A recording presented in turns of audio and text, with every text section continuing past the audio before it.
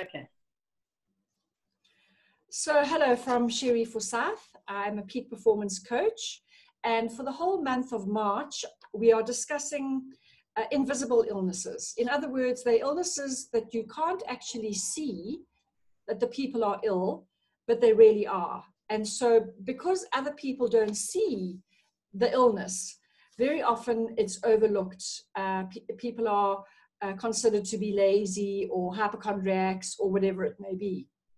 So what we are doing in the series of interviews for the whole of March is to interview people suffering from these invisible illnesses and helping to spread awareness of the illnesses so that our loved ones, and if you know somebody who is suffering from an invisible illness, you can treat them with more compassion and more empathy.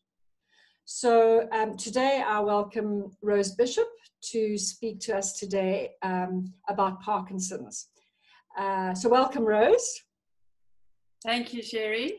11 months ago, we did the first interview with Rose on Parkinson's, and we discussed a lot of the more physical aspects of her disease.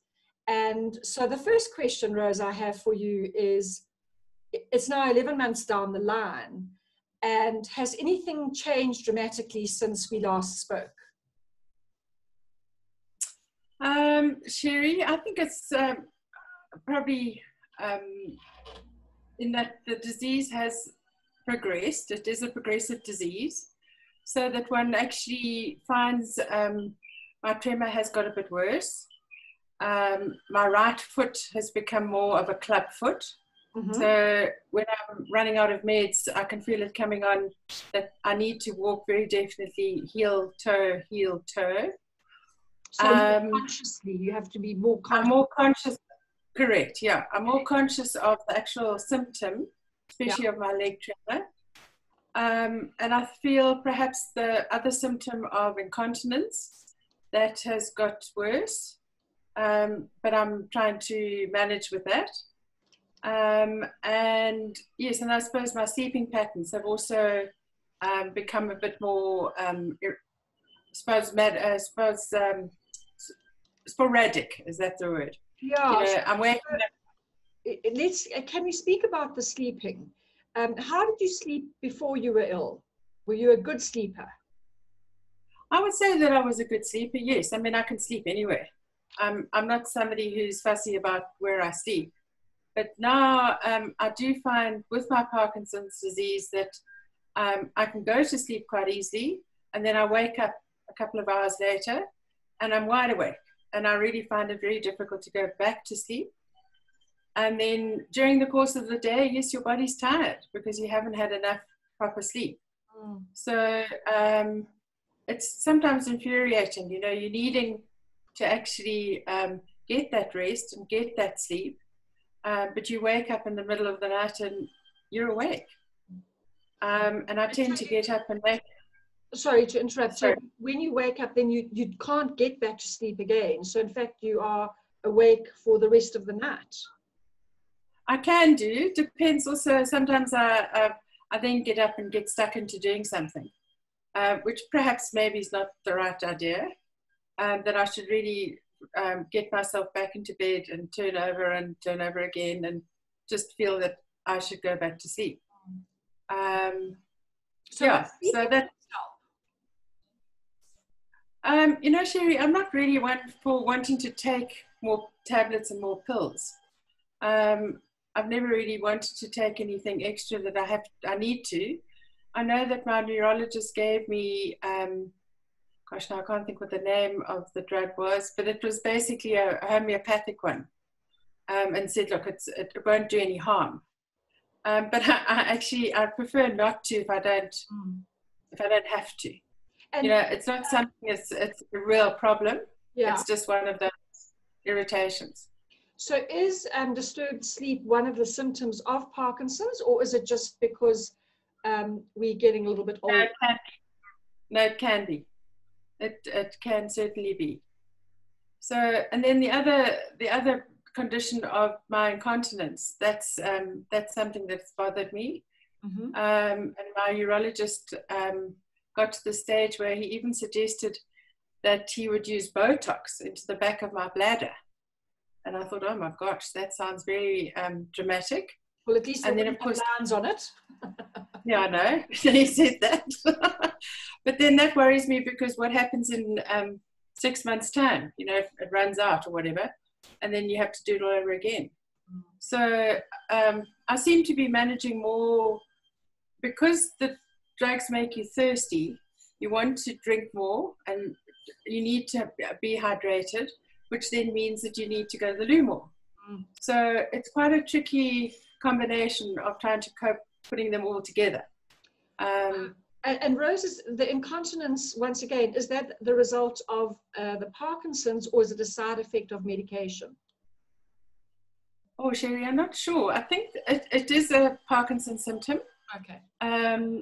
And it possibly could be a side effect. I mean, I think all drugs do have side effects.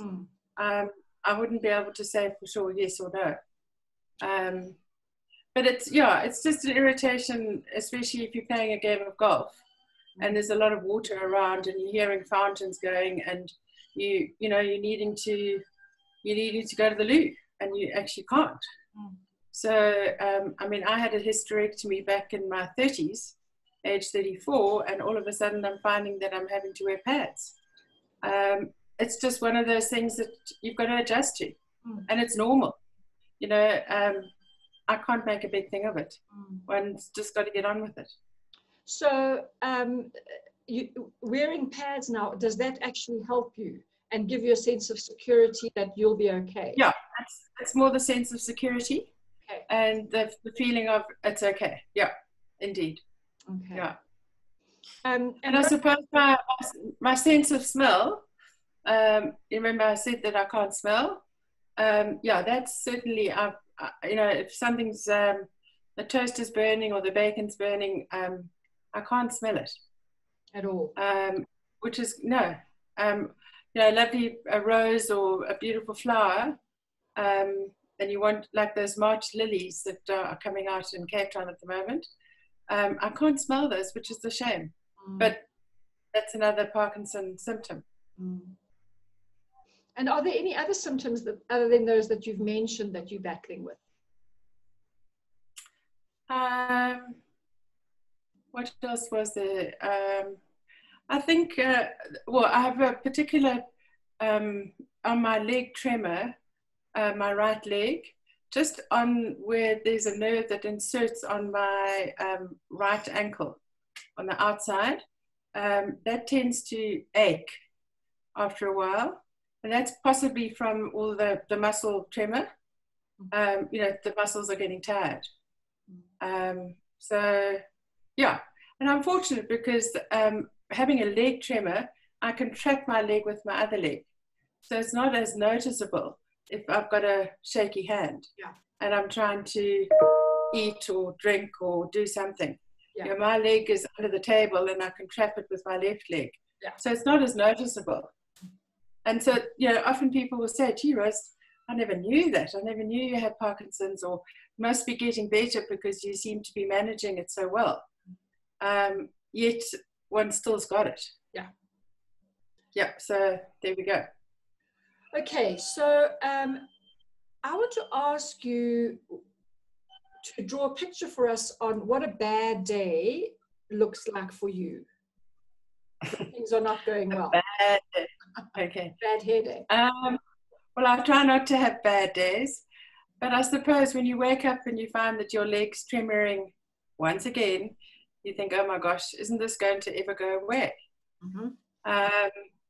Then taking your medication. I think that's also tricky sometimes when you've got to time it around protein intake, because the Cinemet that I'm on doesn't react well with protein. So you've got to make sure that if you have any meal before, I'd say breakfast time, that you aren't within an hour of taking your pills. So you've got to sort of be aware of when you're taking your tablets and when you're having your protein or having your lunch or what have you. It happens more over lunchtime.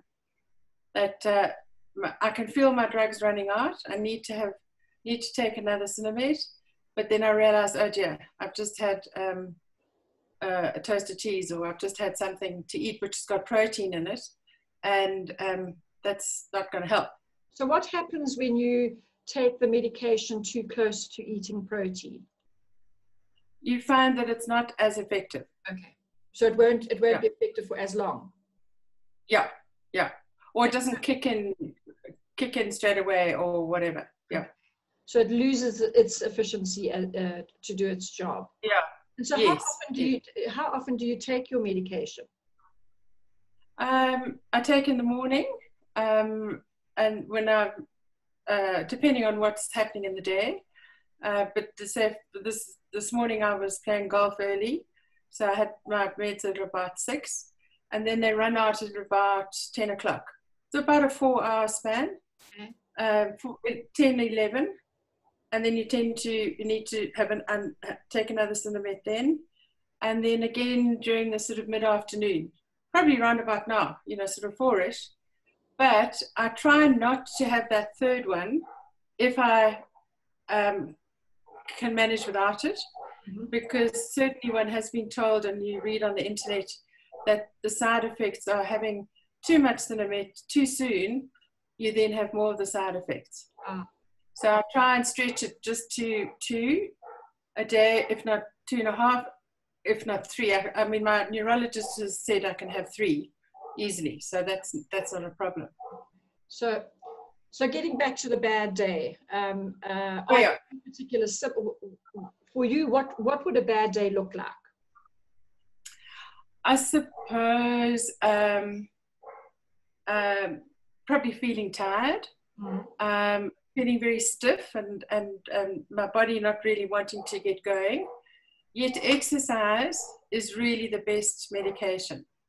And some days you really don't feel like it. And yet if you get out there and go and do a walk, or go and take the dogs for a walk, or go for a run, or play golf, or do something active, have a swim, go spinning, that certainly energizes one. But you've got to get over that hurdle to actually feel good about it. Because sometimes you just don't feel like it. And it's motivating oneself to actually say, right, I've got to make time for me. I've got to do this. Let's go and do it. So you talk yourself into the fact that you need to exercise because of the benefits of it. Okay. Correct. Yeah. Anything else about a bad day? I suppose sometimes you can feel a bit saddened by a friend or a family member or something, where you might be feeling a bit kind of low, and all you want is a bit of an acknowledgement of how you're doing. Not that you're wanting a big fuss or anything. It's just that acknowledgement of how are you, or can I do anything, or that type of thing. I suppose it's getting. You might look fine, but you might not be feeling fine. And that's the whole thing about the invisible illnesses. So for the listeners, whether you're watching this on Facebook or the rebroadcast, remember to ask the people that you know that are suffering from an invisible illness, remember to ask them on odd occasions how they're doing. And not kind of a flippant, how are you?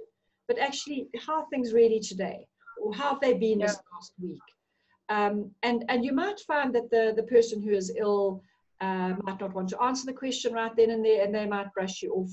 But in all the people that we have interviewed about these invisible illnesses, it's not that we want to speak about them all the time and be a victim. It's not that at all.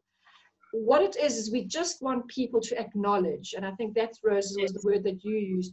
We just want them to acknowledge that actually we have got a bit of a steep hill to climb most days. And we just want the acknowledgement that our loved ones understand that. Yes, thank you. Yeah, thanks, Sherry. You put it very well. Yeah, so so I'd like to then link that with how do you keep positive when you, because like all normal people, there are some days when you're going to think, oh my word, this is just the worst thing. And, you know, we get into this little dark place. So what do you do to keep positive? I think one of the most important things is doing things during your day that you really enjoy doing. Mm-hmm. I think also about keeping company of positive people, people that are actually fun to be with, mm-hmm. that feed you, that build you up as opposed to pull you down. I think people are, in my world, are very important. I mean, I'm a people's person, so it's important for me to be able to be out there and having fun and enjoying myself and doing whatever the day brings, but making the most of it. I'm very conscious of the fact that each day is a gift, and you know, we never know as to what lies ahead. And as we realize, the last 11 months, a lot has happened in our world, and one needs to appreciate that we actually live each day to the full and make the most of everything. And when you do go to bed that night, you know, you can put your head on the pillow feeling it was a good day. So yeah, that's how I try and be positive. Also like helping people, so that makes me feel good. And you know, the hormone that we lack in Parkinson's is dopamine, and that is the feel good hormone, as well as the hormone that controls movement. So by helping other people, it fills you up, and it makes you even feel better physiologically as well as emotionally and mentally. Yes, I think you've touched on something really important there. With the release of dopamine, which is the feel-good hormone, whether you are giving or whether you are receiving, dopamine is excreted into the body.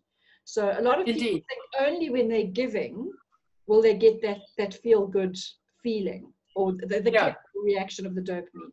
But actually, when you are receiving, you also have the same one. So I think it's important to have that balance between giving and receiving. Anything else that you do that helps you retain your positivity? What else? No, I can't really think. Okay, well, while you're thinking for a minute, I'm just going to say to our listeners, if you have tips or ideas how you remain positive, you don't necessarily have to be speaking about Parkinson's, but if you do suffer from an invisible illness, you've got a way to retain your positivity. Please pop it into the comment box below. You never know who you might help by your comment.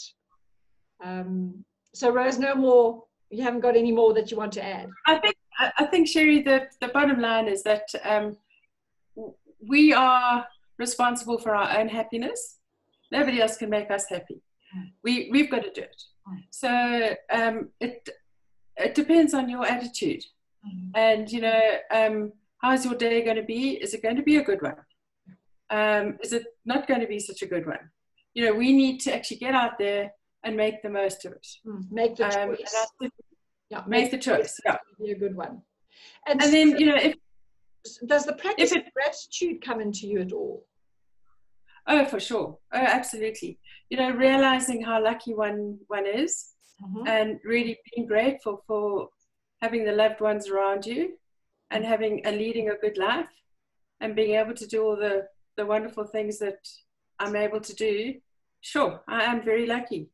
And one certainly learns, having a chronic illness, that you're very grateful for what you can do. And there are many others are far worse off, and I'm very grateful for the small things in the world. So is it that you tend to look at there are two ways about looking at what you can and can't do. And one way is to think about what you used to be able to do and compare it with what you can do now. And that is a hiding to nowhere, because it's going to make you feel bad. So instead of looking back at what you used to do. What you need to look is what I can do. And even possibly, depending on the invisible illness that you're battling with, but like with chronic fatigue syndrome, when you're really bad, you can maybe hardly get out of bed. Yes. And then you know, 3 weeks later, you are able to walk 2 kilometers. So then it's to look back on when I was so bad, I couldn't even do that. But look at me now. I now can do it. So you can compare from when you're really bad to how you are now. So it's a positive way to look at it. Yeah. I mean, just even if you mentioned getting out of bed, like when often I turn over and I think, oh gosh, is that how old I am, or is this because I'm just so stiff? And I get out of bed and I stand, and then I think, right, off I go. And you've really got to sort of coerce the energy in to get going. And one feels as if sometimes it's a bit more of an effort on different days. So Rose, that's the stiffness that you feel. Is it in all the muscles in your body and your joints, or where is the stiffness? I think it's predominantly in your sort of core area. Okay. Excuse me. I think I do find I go to Pilates, and I've got a wonderful Pilates instructor. And what we found that I actually benefit enormously by stretching out a lot. So although I should be doing more cardiovascular stuff, I'm actually benefiting by being stretched out, because I find that, especially I think with my leg tremor, your muscles get tired, and you need to be sort of stretched all the time. Also, by not walking properly, it throws your whole alignment out. So therefore your spine goes out. So you need to then be stretched so that you are back into alignment. So I find Pilates is a great of great benefit to me. Okay, so the second to last question I want to ask you is, you are starting to raise awareness of Parkinson's in South Africa, and I would love to ask you to tell us what you're doing, what your plans are in raising Parkinson's awareness. Well, thanks, Sherry. In fact, as we mentioned earlier, 11 months ago, we had a bit of a chat, not a video chat, but I went off and finished my Camino de Santiago in Spain last May. And in fact, I've actually brought my little rucksack here. I don't know whether you can see it, whether I can get it up. But on my rucksack that I carried while I walked my 284 kilometers, I had a badge made for myself, made by a friend of mine in Cape Town, that said, I have Parkinson's, but Parkinson's does not have me. Fabulous. And it was fascinating as to how many people I met while I was walking in Spain on my backpack, with my backpack, with that on my backpack, who came up and touched me on the shoulder and said, oh, my aunt or uncle or granny or grandpa or sister, brother has got Parkinson's. Because it's amazing as to how throughout the world it's increasing, the whole development of Parkinson's, and one's questioning why. So coming back to South Africa, after I'd walked in Spain, and I just absolutely loved it. It really it's just my best. I was contacted by a friend that I'd made through Facebook, who'd walked the Camino and has Parkinson's. And on the odd occasion, she'd be in touch with me and say, how's your day going? And I'd be able to really share with her how I was feeling. And if it wasn't such a good day, she really picked me up and said, right, it'll be okay. And she got in touch with me about 6 weeks after I'd come back from my walk. And she said, do you ever think of the Camino? And I said, gosh, I think of it all the time. Walking to me is just wonderful. And walking in beautiful surroundings with wonderful people that you get to know. I mean, they're all strangers initially, but then you get to know. And she said, should we not do a walk for Parkinson's? I said, oh my gosh, Yes, please. So we initially, I suggested doing the Portuguese route from Porto across to Santiago. Then I thought, no, we've got the most beautiful country in South Africa. I really would love to invite people to come and walk here. I Googled Camino in South Africa, and wow, I found the most a mum and daughter team that have set up the Cape Camino, which is around the Cape Peninsula, which is my hometown. I'm now in Johannesburg, but they have agreed to help me, and we are putting together a wonderful Cape Camino, which is walking around the Cape Peninsula and the environs thereof. There are in fact 4 choices, and we've called it Walking the Cape Camino with Mr. P. Mr. P, of course, Mr. Parkinson's. So my friend from Oregon in the States, her name is Carol Clapney. She and her husband are coming out. And in fact, if I can just show her, this is her book that she's written, The Ribbon of Road Ahead, A Woman's Remarkable Journey with Parkinson's Disease. She is a remarkable person. She's an ambassador for the Davis Finney Foundation. And I'm so excited to feel that she's coming all the way out to Cape Town to come and walk the Cape Camino with us, as well as some of my Camino family friends that I met last year in Spain. That's fantastic. I think we've got 4 or 5 Americans coming out, and I really want to make sure that we, as South Africans, embrace them and welcome them and give them a jolly good time. But in the same vein, what are we doing here in South Africa for awareness and for support? In that I really want to get it out there that through this Camino, to bring more awareness to the general public, and more support for all of us who do have Parkinson's. And unfortunately in South Africa, there is no official support group. And there's nothing. No official thing. No official thing. They actually closed their doors last May, which is really very sad, because I do believe there must be many people, especially in the townships, who don't ever get to see a doctor, let alone a neurologist. And their symptoms just get progressively worse. And how can we, as citizens of the country, try and help those people to have more support from our health department, from people that can help, or even people from overseas?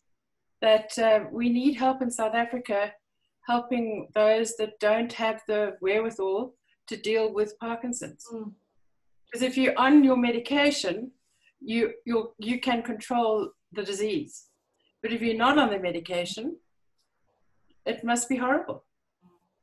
And so with the walk, the Cape Camino, yes, you're opening it to the general population as well, so you don't have to have Parkinson's to walk. Not at all. No, this is, certainly, I mean, there'll be a few of us, I hope, that do have Parkinson's that will be happy to be part of it.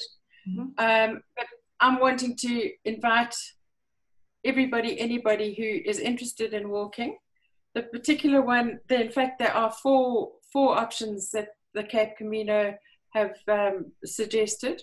And if you go onto either their website, which is www.capecamino.co.za, I hope it's not com, I think it's co.za. Yes, it is co.za.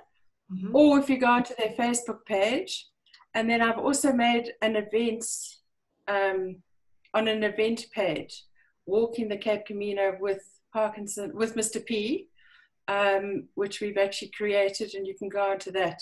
And then that sends a link through to the Cape Camino, and all the bookings and everything is going to be done through them, not through me. Okay. And Rose, you say there are 4 different options. What kind of distances are the different options? Okay, so there's a 7-day one, and that is about 136 kilometers. Okay. That's around the peninsula. Then the second one is a, oh, where am I finding this now? 9 nights, okay. And gosh, I can't see straight off as to how far that is. Sorry. Yes. Then there's one, they both go around the peninsula. Okay. Okay. And the great thing about what they've managed to do at the Cape Camino is that they've got the local communities to buy into it because they use them as guides. Ah. So in other words, walking through a particular area, you've got a guide taking you through. So therefore you're safe. And you're being told extra tidbits about what the area that you're walking through. Then they've also done, the third option is Kapteins Kloof to Elandsbaai, and that's 7 days and 7 nights. And again, I can't see what the total kilometers is. Sorry, I should actually have had that. No problem. If people go onto the website, they'll be able to find the distances. Correct, yeah. And then if you haven't got 7 days or 9 days, I mean, that really makes a Camino. You know, Camino is not a 2-day or 3-day little jaunt. Camino is actually going out there, is walking a certain distance that in fact you feel really accomplished afterwards, that you've done something and you've achieved something.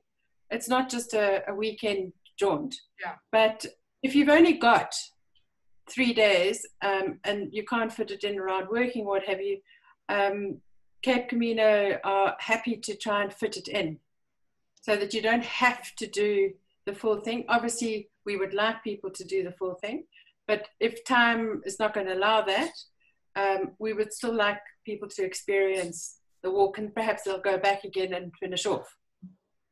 So for people in South Africa that might be listening to this, if they would like to get into contact with you to help raise awareness, maybe offer their services, how do you do that? How would you like them to contact you? Do you think it's best through email? Okay. Yeah, can I give my email address? Yeah. All right, my email address is bishopsgate, BISHOPSGATE, one word, @mweb.coza. Then Sherry, sorry, the one important aspect I haven't mentioned is that on the Friday, this is starting on the 5th of September, which is the Saturday, and the reason being we've chosen that is that the Cape flowers should be out, and they are magnificent up the west coast. So hoping we'd be able to show our international visitors some of that. And on the Friday before that, which is September the 4th, I'm really wanting to create a workshop of stakeholders of Parkinson's and get people together in Cape Town where we can again have a discussion and helping other people and have support groups, people there, have perhaps a neurologist, have those people who are involved in Parkinson's disease. There's a dance, Parkinson's Dance for Parkinson's, have them involved, walking with Nordic poles, South Pole walking. They go around the Rondebosch Common in Cape Town. There's a group of Parkinson's people there.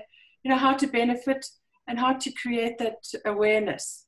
And I really, if anybody can make any suggestions who would like to be part of it, I'd love to hear from you. I've never organized anything like this before, but there's always a first time. Yeah, and knowing Rose from old, we were at university together, you will organize it very well. But I think you also are listening to this and you know somebody else, somebody who might be able to help either in a professional capacity or they've just got they can contribute to the workshop in any way. But they maybe get in contact with you, Rose. And if by any chance you've mislaid Rose's email address, I'm quite happy that you send an email to me and I will forward it on to Rose. And as always, in all mine, I do give my email address as Sherry Forsyth, CHERRIFORSYTH @gmail.com. So let's see how we can help Rose raise the awareness of Parkinson's in South Africa, because like all autoimmune diseases, it is on the increase. And so there are going to be more people who are suffering with it. And if we can do our little bit to help, how amazing. So Rose, anything else about raising awareness? Anything else that you're planning? Or like, do you have a database of sufferers? Sherry, that's something which I'm working on at the moment. I'm wanting to create a list of support groups within the country. And I'm very saddened to actually realize that there are very few support groups that are still going. For whatever reason, a lot have actually stopped. And I think perhaps it's different people who have given of their time to lead them and then maybe need to step down, and we need others to take over. Because you benefit so enormously from support groups. We all, people with Parkinson's, PWP, we all need each other to be there for one another, to be able to release what we're feeling or need to know or ask questions. And I'm saddened by the fact that we seem to have very few support groups within South Africa. And if anybody has got one and is attending one, again, please could you let me know, because we're trying to make a database. And there again, we do have a Parkinson's support group Facebook page. There are 2 of them, specifically South African. And we encourage you to actually join those pages and be part of the group that we can all help one another. And certainly the internet is just amazing. Being able to click in and get information from overseas, particularly in the States, with Davis Finney Foundation and Michael J. Fox's foundation, and many other fabulous groups and people, as well as in Canada and England and in Australia. Unfortunately in Africa there's very little. So we're very grateful for their input. Thanks, Rose. Tomorrow, actually, being Thursday, my Facebook Live is, which South African time is 12 o'clock on a Thursday. Sorry, not next week.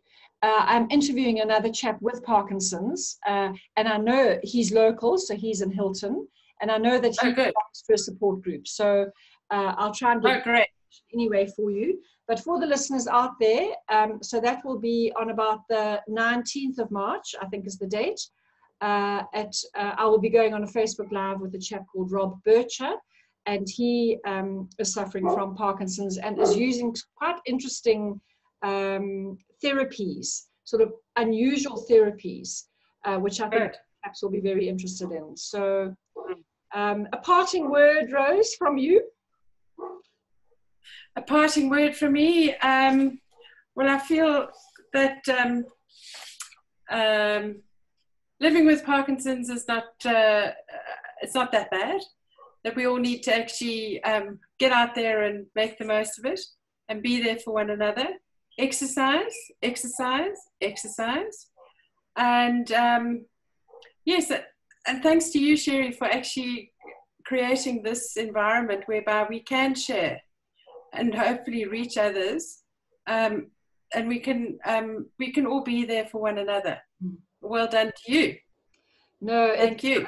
No, heavens, it's a pleasure, and I do agree with that. Let's get a community going.